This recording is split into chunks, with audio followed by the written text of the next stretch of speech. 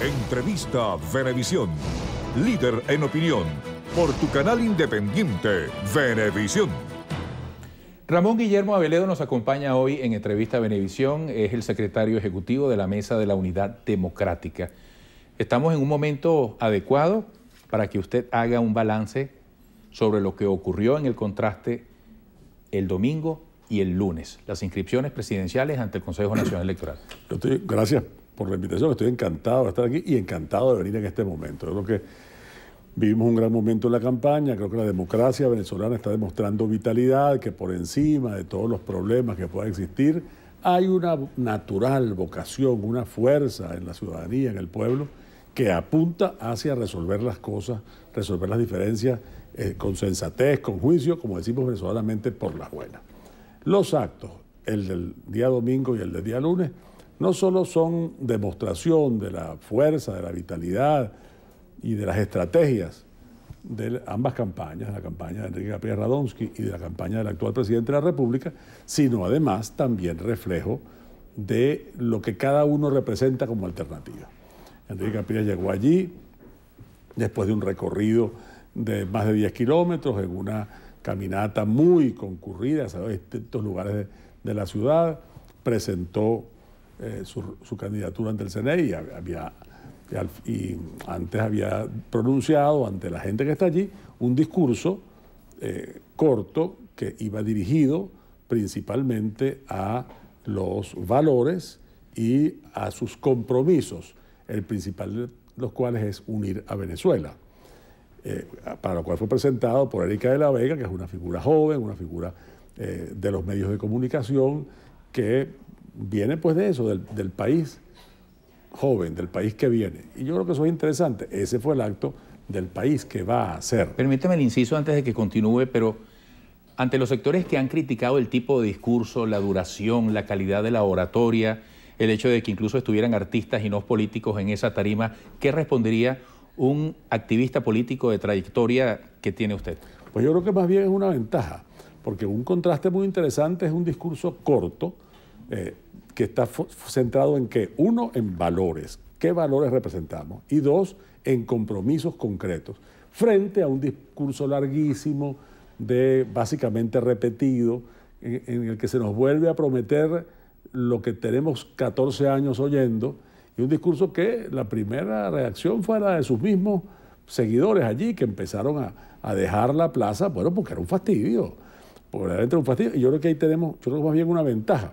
Y cuando quien introduce al candidato Capriles es Erika de la Vega, y quien introduce al candidato Chávez es José Vicente Rangel, creo que también es un contraste muy interesante entre el país que va a ser y el país que está dejando de ser, el país del futuro y el país del pasado. ¿Por qué no estábamos los dirigentes de los partidos? Porque fue antes de la presentación y nosotros estábamos sentados en el Consejo, acatando pues la instrucción que se dio en el Consejo de que debíamos estar allí formalmente, esperando a la presentación. Cuando fue el presidente de la República actual a presentar su candidatura, bueno, al Consejo entró un río de gente y la seguridad, que fue muy estricta la víspera, allí no fue allí fue mucho más laxa y permitió que entrara ese gentío allí.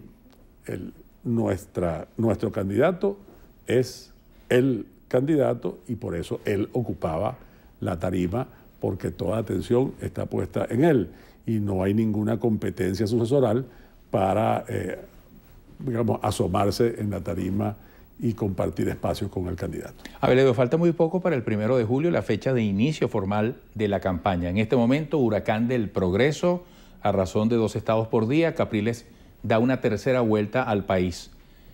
¿Cómo calificar la importancia de este corto tramo al 1 de julio y cuál sería la variante notoria ante el país de lo que sería la entrada de la campaña formal? Nosotros en esta etapa, a diferencia de la etapa anterior, donde concentramos al candidato en las visitas casa por casa, que fueron muy, muy importantes, 5.000 hogares visitados en 74 municipios de todos los estados del país.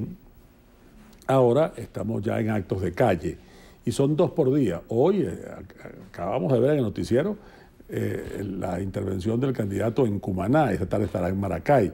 Ayer yo lo acompañé a San Félix y a Maturín. San Félix en la mañana y Maturín en la tarde, y la tarde-noche. Y debo testimoniar pues, lo que fue mi propia impresión, la enorme euforia, la alegría, no solo la concurrencia que ya era muy grande. El meeting de Maturín en la avenida Juncal tenía las dimensiones de un meeting de cierre de campaña. Pero lo más interesante es la emotividad, el entusiasmo. Por cierto que entrando al meeting de Maturín le arrancaron la camisa. Allí, pues, la gente muy entusiasta, arrancaron la camisa a Enrique Capriles Radonsky, tuvo que resolver el problema rápidamente. Lo cierto es que una enorme alegría. Estamos tratando en este momento, por supuesto, de continuar en todo el país lo que ocurrió en Caracas el día domingo. Que esa sea la tónica que nos acompañe hasta el comienzo de campaña, cuando entonces tendremos que combinar las propuestas, los discursos de propuestas, los discursos programáticos, de planteamiento, con las actividades que siempre serán en ese mismo ritmo, vertiginoso, de fuerza, de vigor, de alegría, porque el país que viene no es un país cansado, el país que viene es un país entusiasta, un país optimista, un país dinámico. Ese es el país, la Venezuela que tenemos por delante, no es una Venezuela en carroza, es una Venezuela que se mueve con dinamismo. En esta antesala al inicio formal de la campaña electoral, ¿qué habría que decir del Consejo Nacional Electoral? El rector Vicente Díaz incluso hacía un reclamo en razón de un trato igualitario, un trato equitativo, imparcial. ¿Que se requeriría algún ajuste en ese sentido? Nosotros, por supuesto, hemos enfatizado mucho, tanto en lo público como en lo privado, hemos enfatizado en que el Consejo, que queremos que tenga toda la autoridad constitucional y legal que tiene pues, en esos textos, que se haga cada vez más realidad, para mayor confianza de la gente, para que haya garantías, para que haya transparencia, que la conducta diaria del Poder Electoral se compadezca con lo que dice la Constitución y las leyes. Efectivamente, no fue igual el tratamiento del acto de inscripción, hubo una serie de liberalidades. A nosotros nos trataron muy formalmente y está bien. Nosotros no nos quejamos de eso, de cómo fuimos tratados, pero pensamos que debimos haber sido tratados igual. Claro, hay unos factores que entiendo perfectamente y entendemos que hubo unas consideraciones con el presidente, que está pues convaleciente, y le hicieron una serie de facilidades para que el acto fuera más rápido, para que pudiera desde ahí dirigirse a la gente que estaba en la plaza. Es una serie de facilidades que lo entendemos como una, digamos, comprensión humana por la convalecencia en la que está, que por cierto después con su discurso demostró que está suficientemente fuerte y bueno, pues que efectivamente está hecho cargo de la situación del gobierno, por lo tanto es responsable también de lo que en el gobierno ocurra. Ahora, en punto al carácter de árbitro, tenemos que insistir siempre en que debe ser un árbitro serio y confiable para todos, y además parecerlo. La decisión, por ejemplo, en el caso de los electores de Miami, del sur de la Florida, es un abuso, es una decisión completamente injusta. Esos electores tendrían que trasladarse 1.387 kilómetros, que es una distancia mayor que la que hay entre Tucupita y Maracaibo.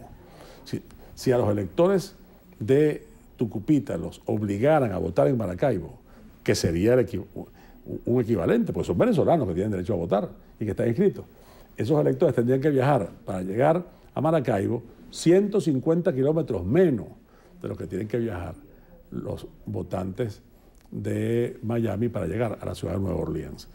De modo que esas son cosas que no están bien, que son injustas, como es injusto, no siendo el Consejo Electoral lo que ha decidido el Tribunal Supremo, un acto, pues, si se permite usar la palabra, de carterismo judicial, mediante el cual se le quitó a los dirigentes de Patria para Todos y de Podemos la representación de sus partidos. Eso no está bien, eso perjudica y eso nos lleva a plantearnos una cosa inevitable, Eduardo, si me permite, que es que sí está tan seguro el gobierno de que la tiene ganada. ¿Por qué hace esas cosas? ¿Por qué hace esas cosas? ¿Cuál es el interés en hacer eso? ¿Será que no la tienen tan ganada como dicen? ¿Será que una cosa dicen de los dientes para afuera y otra la que están sintiendo?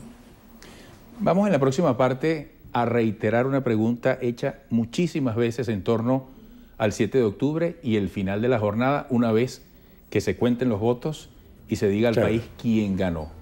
¿Reconocer o no reconocer? Desde ahora se puede afirmar que habrá reconocimiento al resultado que se presente.